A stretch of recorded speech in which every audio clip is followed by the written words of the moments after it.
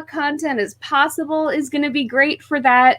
Make sure people get to know the llama's names so that your fans see it post and they're like, oh, that's Candy. You know, they know which llama is which.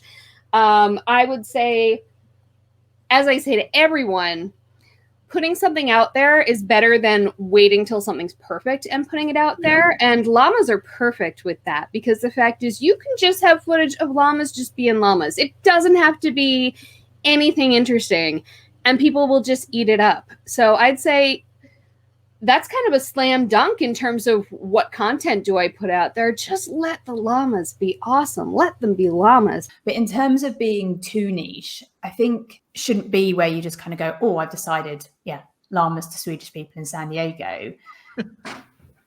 Because there should have been some kind of route to there. Perhaps, you were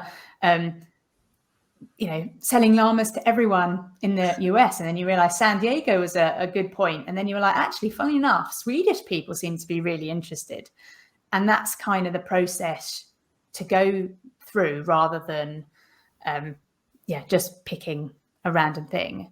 But if you've got enough clients, then getting really focused on a certain area or type of person will make your business more profitable, because you can speak more of that language to that person. So if there was indeed enough, it's how many customers do you need, and is there enough there for you? But if the case that there was enough Swedish people living in San Diego wanting llamas, then you could get really focused on exactly what it is that they're thinking and feeling, where you might not attract other people, but you'll attract even more of those Swedish people because you really get tailored into what they want. Like, first thing you would need to do is probably register yourself on Google My Business. Oh, wait, I never knew about this. What is this? Oh, it's like having a physical location, because you want people to come to your farm. So you need to put your address out there, and then you can put interesting things like family day out, kids day out, or llama ride for the 3-year-old or something like along those lines. Yeah. I mean, that's a little thing that shows on Google Maps, isn't it? Like, I see. Okay. Yeah. So you want to be there, definitely. You want to register yourself. Otherwise, if people can't find you, then they can't drive to your farm and play with those animals. Okay, so let's pretend it's llama wool. You're gonna be a llama wool fleecing harvester person. Okay. And so you're trying to compete in the llama wool marketplace, which I'm sure there is one of. Mm-hmm. So there's buyers out there who buy llama wool, and they're looking to, every llama wool producer in the world is banging on their door, metaphorically speaking, going, buy my wool, buy my wool. And they got to make a decision. Which one are they going to choose? Well, if you knew that all the llama wool buyers out there had a massive environmentalism streak, and you could go to them and go, listen, I know you get lots of people offering to buy you wool, but you should know that our llamas are grass-fed. We recycle their poop. We do all this other stuff, so that this is actually the greenest llama wool on the planet. Well, they'd all sit up and pay attention, right? Now, let's say environmentalism is not important to them, and let's say instead family is. So instead, you're going to go out and go, hey, I know all the other llama wool people. They're all calling you and asking you to buy their llama wool. Well, we have this thing here. It's a family-run business, and it's been in the family for a couple of generations. So ding, ding, ding, ding, family's already happening in the way you're communicating with them. And so because of that, to honor families, what we do is if you buy my llama wool. Everything. So it's pre, post, and during the experience. So you kind of look at all those different areas. So if we were looking at kind of the pre-experience, I break it down into sort of like something that I call points of entry. So that is, how do people interact with the llama farm before they become a customer? How do they know that the llama farm is the place that they want to take their children to, long before they even know that that's the place they want to take their children to? Yeah. So that's to make sure that every entry point that Christelle has open. So this is an entry point here. Yeah. Facebook message could be an entry point, a telephone call could be an entry point, an email could be an entry point. When Christelle meets with somebody on the street, that could be an entry point, to make sure that every experience and interaction that she has with a member of the public is a good one, and that if it's a digital entry point, that there is strategy behind it. And every single one requires a strategy to ensure that people have a great experience at those, so they do become a customer. When they're at the farm, so when they become a customer, what are they having? Is it that they come and they walk with the llamas? Is it they come and they feed the llamas? What are the different experiences that you offer? And then what are the experiences like with the staff? How do Christelle's staff interact with the people that visit the farm? How do the employees feel about working at the Llama Farm? What are we doing to invest in employees? What are we doing to make sure that customers have the right options for food? What are we doing to ensure the safety experience? What are we doing to ensure that there's a good booking experience? What happens when they've left the Llama Farm? Do we talk to them and follow up with them? Do we send them emails? Do we send them vouchers? Do we send them a text message to tell them there are offers going on at the Llama Farm? These are all tiny, tiny, tiny parts. Yeah. There are millions of components to this. So those are just, a few surface level examples.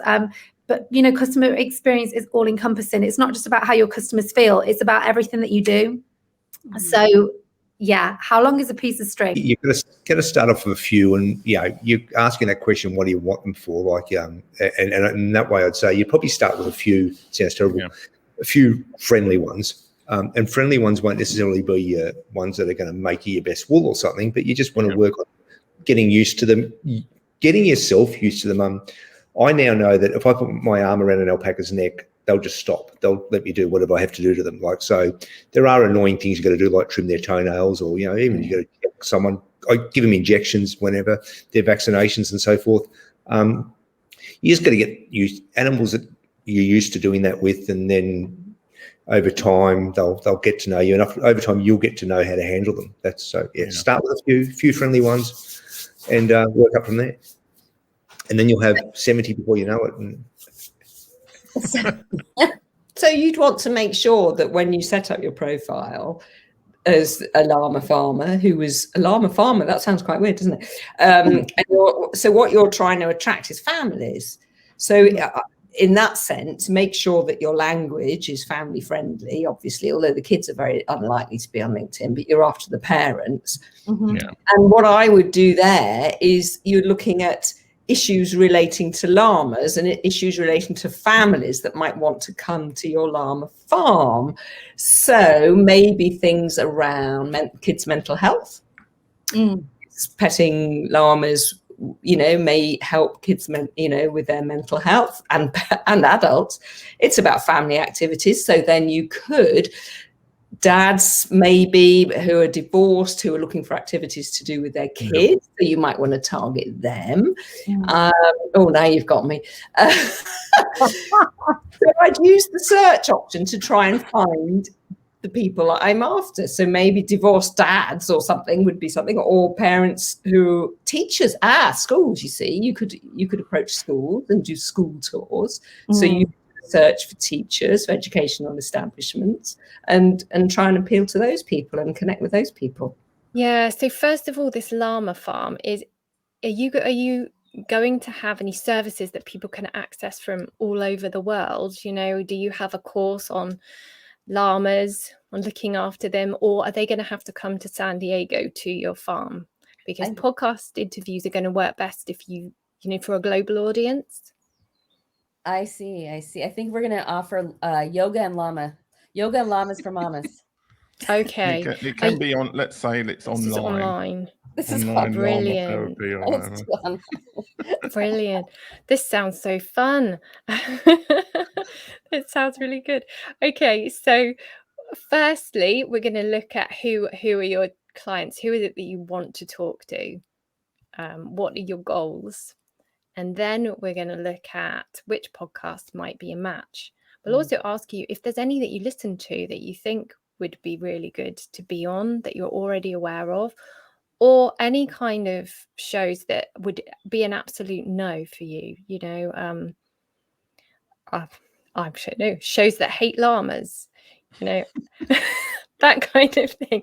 We're going to go through that first, and then we're going to pitch to you. And I think that we need to talk about what you want to talk about on these interviews. So depending on what your goals are, what kind of questions are going to help you reach those goals with your answers. So if it's getting people to come to your sessions, maybe we can talk about the benefits of these llama yoga sessions, or that kind of thing, so that if hosts then do ask you about that, you can demonstrate how fabulous it all is and you can talk about it.